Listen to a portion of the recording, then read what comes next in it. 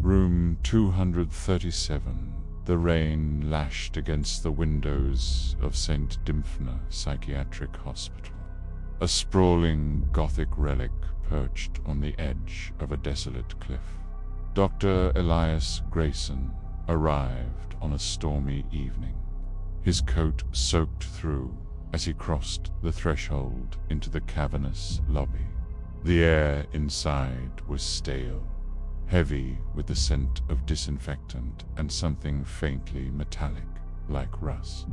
The hospital's corridors stretched endlessly, dimly lit by flickering fluorescent lights that buzzed faintly, as if whispering secrets to the shadows. Elias had heard the stories before he took the position. Patients who entered room 237 unassuming door at the end of the east wingy emerged inexplicably cured of their ailments.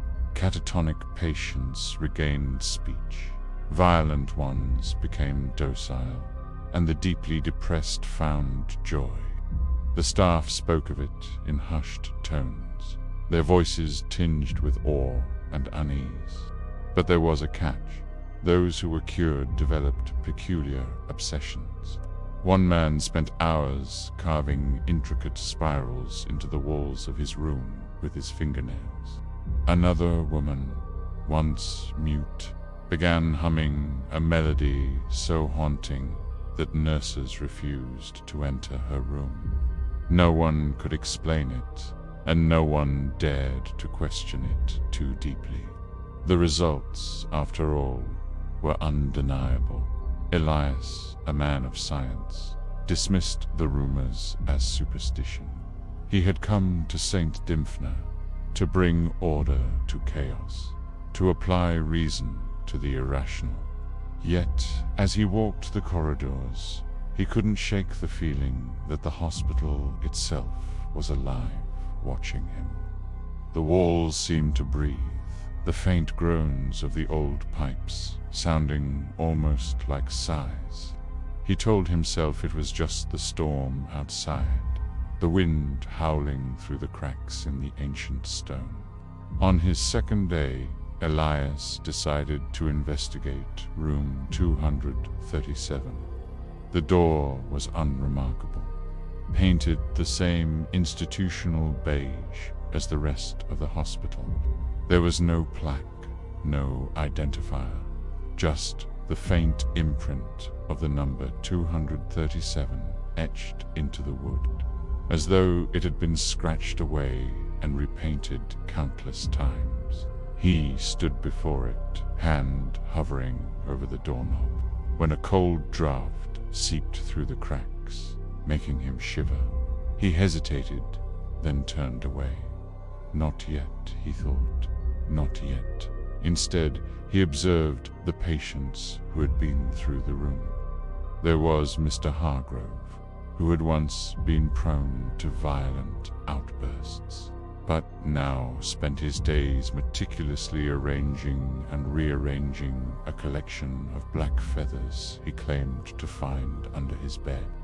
There was Miss Calloway, whose depression had lifted overnight, but who now sat in her chair for hours, staring at the ceiling and mouthing words that no one could hear. And then there was young Daniel, a boy of 10, who had stopped speaking after a traumatic event. After his time in room 237, he spoke again, but only in a language no one could recognize, his voice low and guttural, like the growl of something ancient. Elias began to notice other things, too. The staff avoided the east wing after dark. The janitor refused to clean near room 237, leaving the floor outside perpetually dusty, the air thick with the scent of mildew. And then there were the sounds, soft, rhythmic thuds that seemed to emanate from the room late at night, like the beating of a distant drum.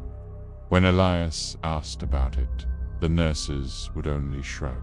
their eyes darting away. The unease gnawed at him, growing with each passing day. He began to dream of the room, its door ajar, a faint golden light spilling out. In the dreams, he would step inside, but he could never remember what he saw. He would wake drenched in sweat, his heart pounding, the taste of copper on his tongue. Finally, he could resist no longer. Late one night, when the hospital was silent and the storm outside had quieted to a steady drizzle, Elias made his way to the east wing. The corridor was darker than he remembered, the lights dimmed to a sickly yellow. The air was colder here, heavy with a dampness that clung to his skin. As he approached room 237, the faint thudding grew louder, resonating in his chest like a second heartbeat. He reached the door and placed his hand on the knob. It was warm, almost pulsing beneath his palm. Swallowing his fear, he turned it and stepped inside. The room was empty.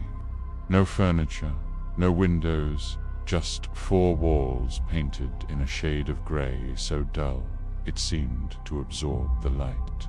And yet the room was not dark. A faint glow emanated from the walls themselves, shifting and swirling like smoke trapped beneath the surface. Elias stepped forward, his breath hitching as the door clicked shut behind him. The walls began to move, the gray smoke coalescing into shapes, faces, eyes, mouths that whispered in a language he couldn't understand. The air grew thick, pressing against his chest, and he felt the room tilt as though he were falling into it.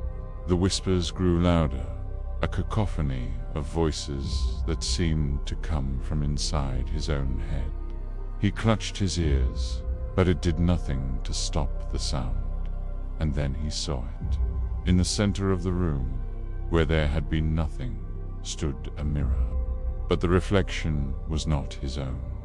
It was a version of him, distorted and wrong. Its eyes black pits that oozed a thick, tar-like substance. The reflection smiled, and Elias felt his own lips curl upward against his will. When he stumbled out of the room hours later, or was it days, the nurses found him crouched in the hallway, muttering to himself. His eyes were wide, unblinking, and his hands clutched a single black feather. From that day on, Elias never spoke of room 237. He spent his days in his office, drawing spirals on the walls with a piece of charcoal, his whispers filling the air like the faint buzz of the hospital's lights. And at night, the thudding from room 237 continued, louder than ever, as if the room itself was laughing.